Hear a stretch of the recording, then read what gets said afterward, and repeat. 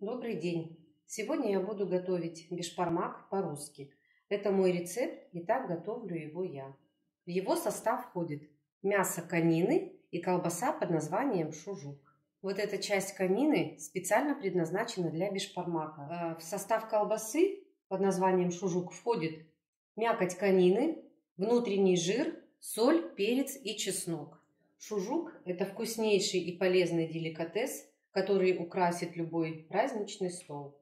Сейчас я подготовлю мясо, я его разрежу, промою и поставлю варить. Шужук мы варим отдельно от мяса, так как тут уже добавлена соль, все специи. Мы его прокалываем в некоторых местах, делаем проколы и ставим его варить, но при этом не солим воду. Мясо будет вариться с момента закипания 2,5 часа. А шужук будет вариться с момента закипания 2 часа. Вот закипела наша конина, наше мясо. Пену мы убираем до тех пор, пока она не перестанет появляться. Солить мы будем через 20 минут после закипания мяса. Вот, больше мы ничего в бульон добавлять не будем. Мы будем варить его, как обычное мясо, 2,5 часа после закипания. Вот закипел наш шужук. Теперь мы убавляем огонь и будем варить его до готовности. Шужук. Вот так это выглядит. Сейчас я буду подготавливать бульон, который мы сверху будем поливать наш бишбармак. Для этого мы берем одну луковицу, нарезаем ее полукольцами или четвертинками. Потом все это мы высыпаем вот в такую кастрюльку или какую-то емкость, которая у вас есть. Затем мы добавим черный молотый перец и зальем все это немножечко бульоном. Только бульон должен быть самый верхний, который самый жирный.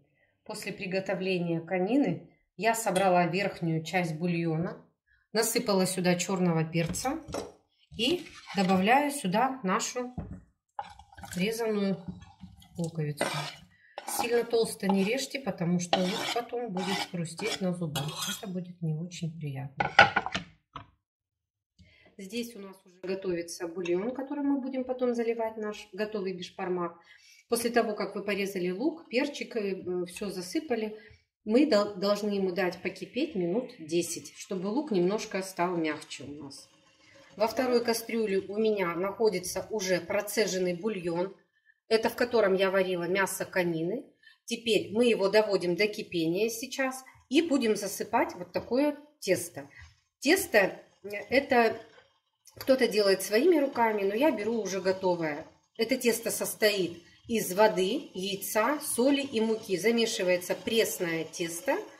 Вот, и потом режется либо вот такими вот квадратиками, либо там полосочками, ну кому как удобно. Потом я покажу, как все это выглядит в готовом виде. Сейчас. Вот я засыпаю наше тесто в бульон. Давай. Вот мы засыпали наше тесто в бульон. Сейчас, после того, как оно закипит, мы будем варить его минут 5-7. Пока готовится наше тесто, мы нарезаем мясо большими кусочками или средними, это уже на ваше усмотрение.